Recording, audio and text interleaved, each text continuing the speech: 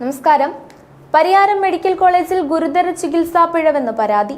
25 ദിവസം പ്രായമായ കുഞ്ഞിന്റെ തുടയിൽ കുത്തിവെപ്പിന് ഉപയോഗിച്ച സൂചി തിരിച്ചെടുത്തില്ല. വാക്സിൻ എടുത്ത് മണിക്കൂറുകൾ കഴിഞ്ഞ ശേഷവും കുഞ്ഞ് നിർത്താതെ കരയുകയും അസ്വസ്ഥത പ്രകടിപ്പിക്കുകയും ചെയ്തതോടെ കുഞ്ഞിനെ മറ്റൊരു ആശുപത്രിയിലേക്ക് പ്രവേശിപ്പിക്കുകയായിരുന്നു. ഇവിടെ നടത്തിയ പരിശോധനയിലാണ് കുഞ്ഞിന്റെ തുടയിൽ 3 സെന്റിമീറ്റർ നീളമുള്ള സൂചി തറച്ച നിലയിൽ കണ്ടെത്തിയത്. കണ്ണൂർ പെരിങ്ങോം സ്വദേശിയായ ശ്രീജുവിന്റെയും രേവതിയുടെയും പിഞ്ചു കുഞ്ഞിനാണ് ദുരനുഭവം. സംഭവത്തെ തുടർന്ന് കുഞ്ഞിന് ഗുരുതരമായ ആരോഗ്യ പ്രശ്നങ്ങളുണ്ടായി.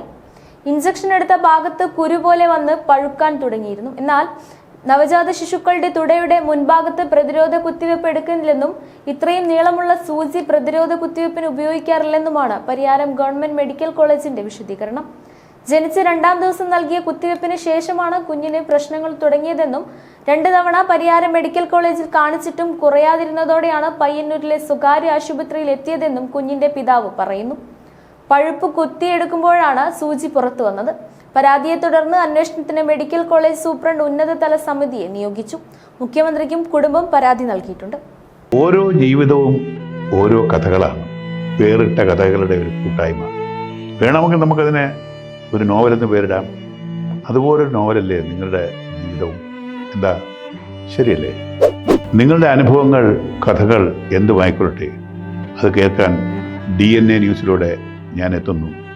കഥ പോലൊരു ജീവിതം, അതിനായി ഞാൻ നിങ്ങൾക്ക് വേണ്ടി കാത്തിരിക്കുന്നു. നമുക്ക് ഒന്നിച്ച് കാണാം, കുറേ കാര്യങ്ങൾ സംസാരിക്കാം, വേദനകൾ പങ്കിടാം.